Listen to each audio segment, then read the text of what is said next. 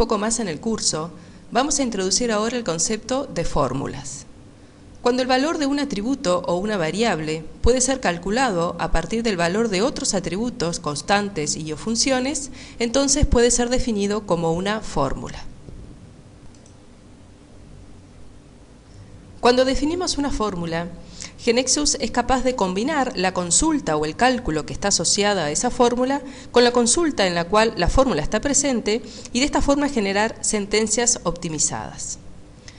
Vamos a manejar dos tipos de fórmulas. Fórmulas globales, que son las que estarán definidas a nivel de la base de conocimiento y son las que estaremos viendo en primera instancia. Y más adelante en el curso vamos a estar hablando también de las fórmulas locales, que serán definidas dentro del código de algún objeto. Cuando se define un atributo como fórmula global, es el analista quien debe indicarle a GeneXus cuál es el cálculo que está asociado a ese atributo. Estaremos hablando en este caso de atributos virtuales, queriendo decir con esto que los atributos definidos como fórmula no son atributos que se van a almacenar físicamente en la base de datos, sino que son cálculos que se estarán disparando en memoria cada vez que se ejecute aquel objeto que contiene a ese atributo. Al momento de definir cuál es el cálculo asociado a un atributo que será definido como fórmula, podemos utilizar el editor de fórmulas que está presente en el editor de transacciones, ¿verdad? Al momento de definir los atributos que forman parte de una transacción, contamos con un editor de fórmulas. Vamos a verlo directamente en GeneXus. Nuevamente en nuestra KB tenemos abierta la transacción invoice. Si recuerdan, en las rules habíamos declarado una regla que nos permitía calcular, ¿verdad?, el valor de invoice detail amount y lo habíamos puesto como el producto del precio, ¿verdad?, del producto por la cantidad que se estaba comprando.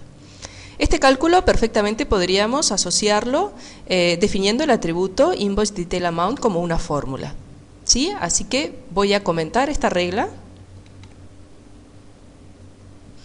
Vamos a volver a la estructura y vamos a definir entonces este atributo como una fórmula. Para eso, si observan, si me puedo posicionar bajo la columna fórmula, tenemos aquí presente el editor de fórmulas. Y planteamos aquí entonces el cálculo que corresponda. Buscamos los atributos, dijimos que nuestro cálculo corresponde a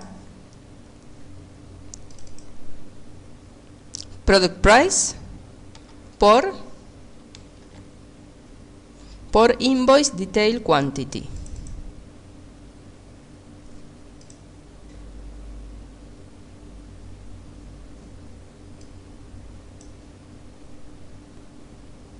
Aparece aquí el cálculo asociado y si observan el icono, ¿verdad?, cambió indicando que este atributo ha sido definido como una fórmula.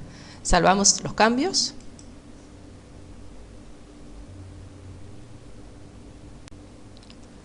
Por el hecho entonces de haber definido este atributo como una fórmula, dejará de pertenecer físicamente a la tabla invoice detail y pasará a ser un atributo virtual. Con esto queremos decir que si presionáramos F5, el proceso va a disparar una reorganización, puesto que habría un atributo que estaría dejando de pertenecer a una tabla y por lo tanto implica un cambio físico. Volvemos a las diapositivas.